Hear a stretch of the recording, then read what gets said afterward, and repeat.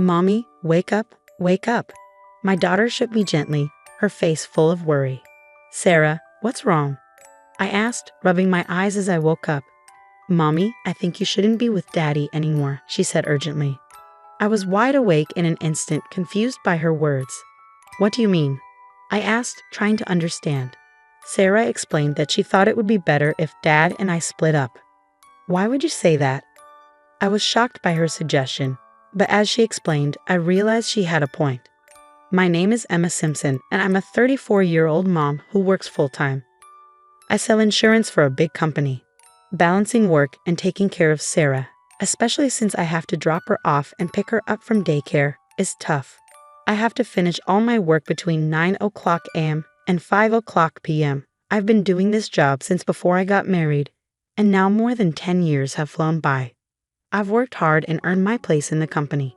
Even though I have a family, I can't afford to slack off at work. Why do I work so hard? It's for my daughter, Sarah. She just turned 5, and she's such a bright kid. Sometimes I'm amazed by how mature she is for her age. My husband and I want to give Sarah all kinds of experiences and lessons, but in today's world, everything costs money. So for Sarah's future, I need to work hard to earn as much as I can. I push myself every day just in case something unexpected happens. Some people might say, you don't need to work so hard. Doesn't your husband earn enough? Well, yes, he does work. But here's the thing, my husband's job isn't very stable. He works for a company that hasn't been doing well lately, so his salary keeps getting smaller. Right now, it's only about a third of what I make. It's hard to rely on him for money. The other night, after Sarah went to bed, my husband came to me nervously. Emma, can I borrow some money? He asked. What for? I haven't even got this month's paycheck yet, I replied. I promise I'll pay it all back next month.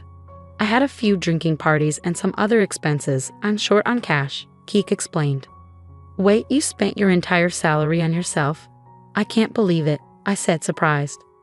I'm sorry, but I couldn't say no. Lately this has been Keith's behavior. He always finds an excuse not to give me the agreed living expenses and even asks me for money.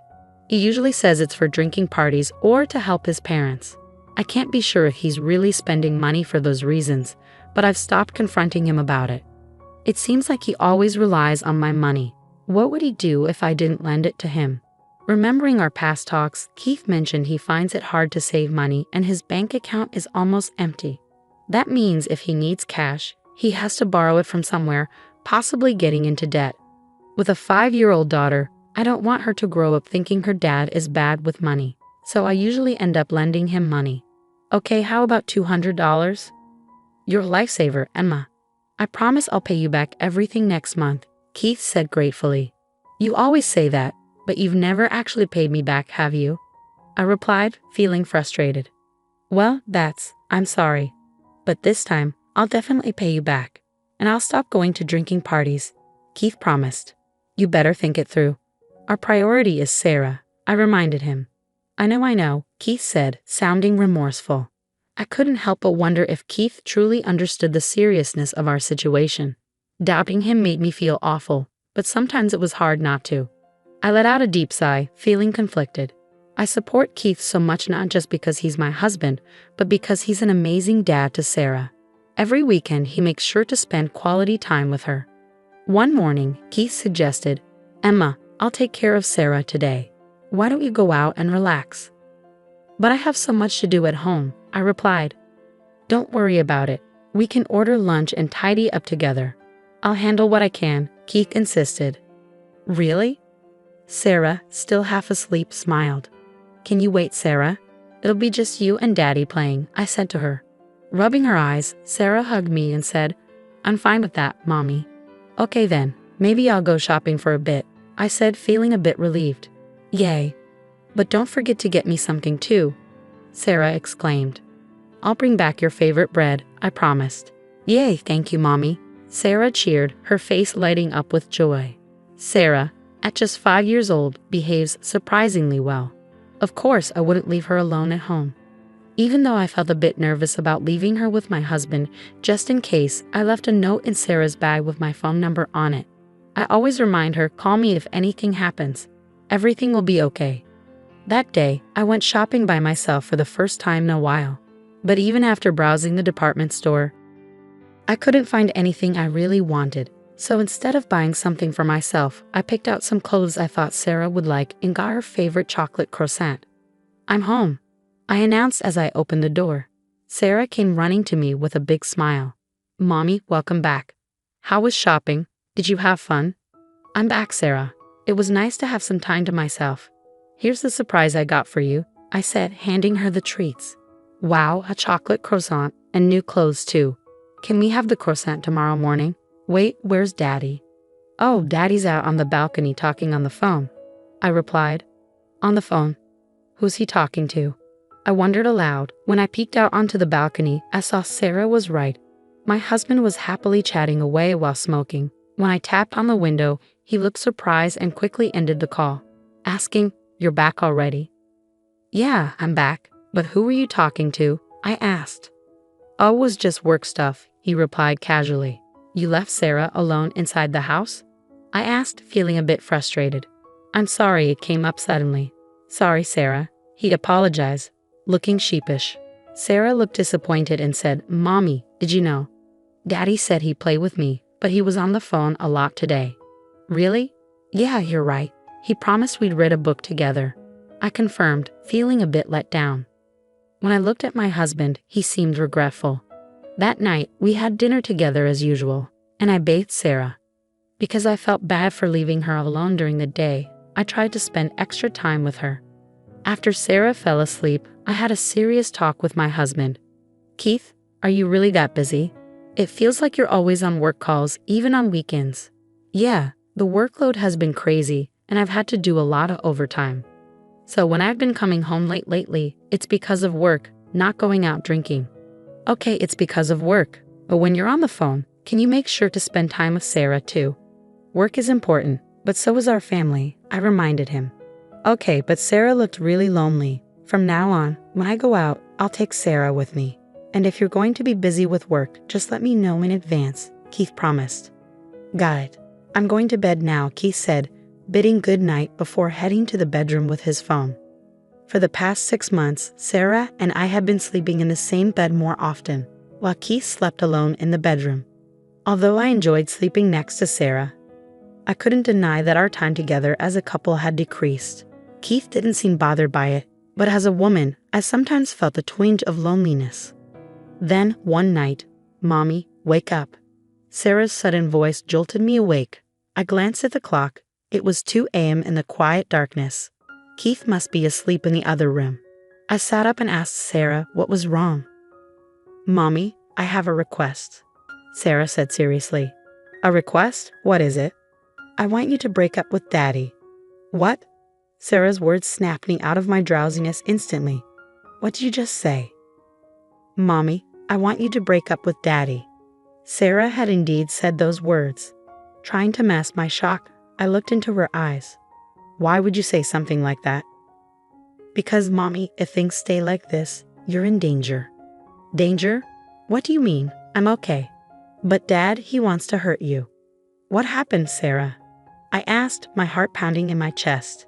Tears streamed down Sarah's face as she cried, but she seemed to calm down a bit when I gently stroked her back. "Earlier, when I got up to use the bathroom, I heard Dad talking on the phone in his room." "Really? What was he talking about?"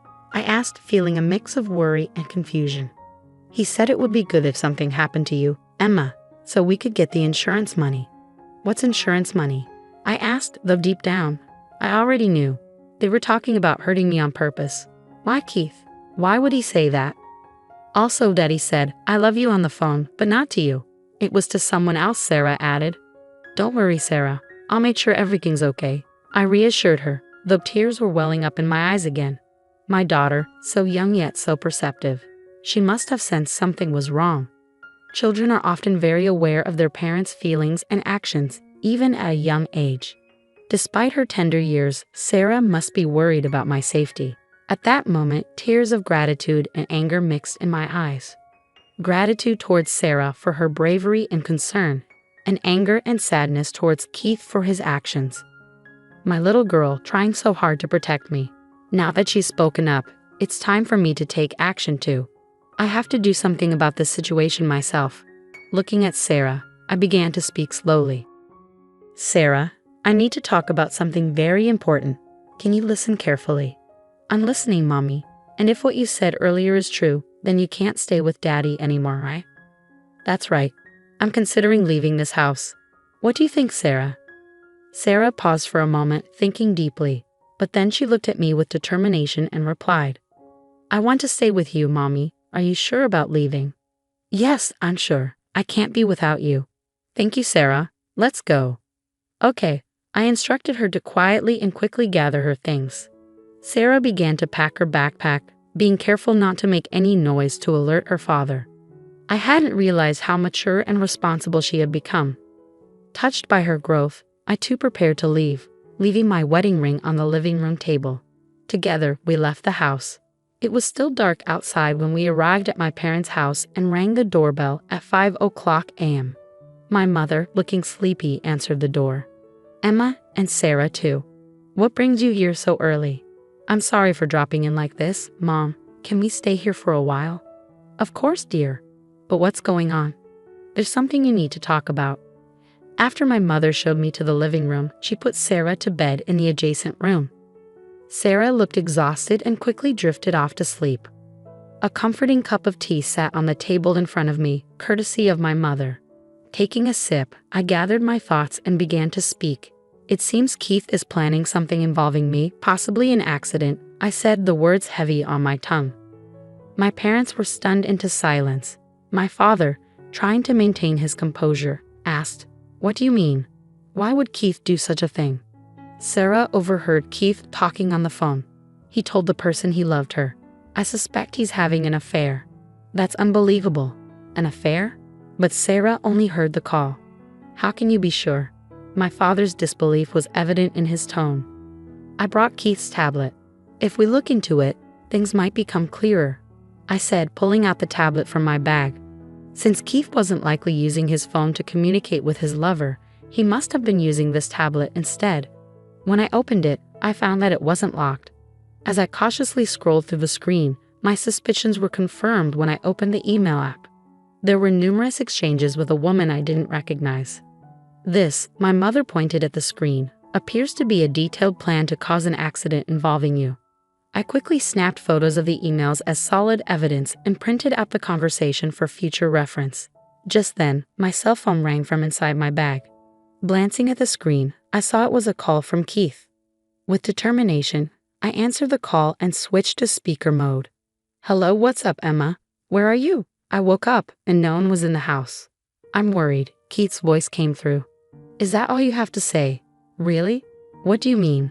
I'm worried about the two of you, I retorted, my voice trembling with anger. How dare you say that? Are you planning to get me caught in an accident?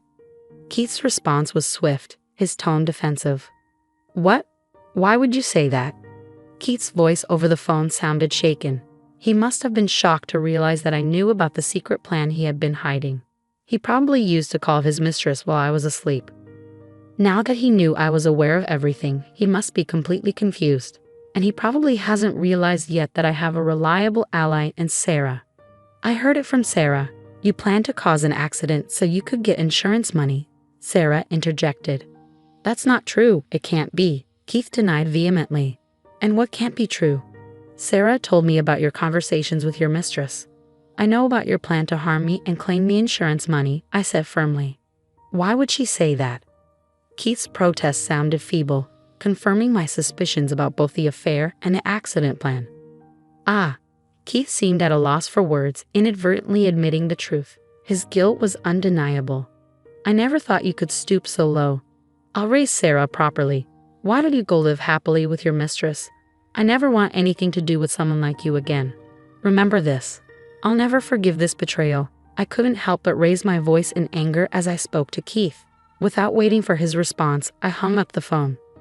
It seems I woke up my daughter with my raised voice, I said, noticing Sarah standing in the doorway. Mommy, are you okay? Sarah asked, her voice filled with concern. Sorry, Sarah. Did I wake you up? I asked, feeling guilty. No, don't worry about it. What happened with Daddy? Sarah's concern was evident in her voice. It's okay now.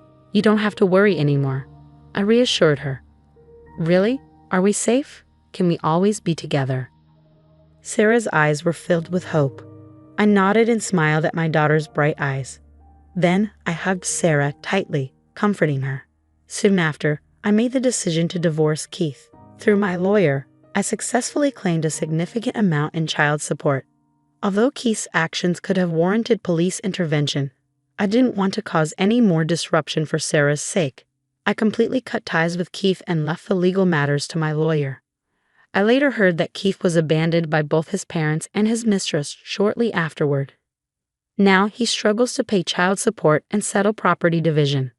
On the other hand, Sarah and I started a new life in a new house. Sarah adjusted well to her new nursery school and seemed to enjoy every day. While there may be challenges ahead for us, I believe that with Sarah by my side, we can overcome anything. She is my absolute partner, and together we can face whatever comes our way.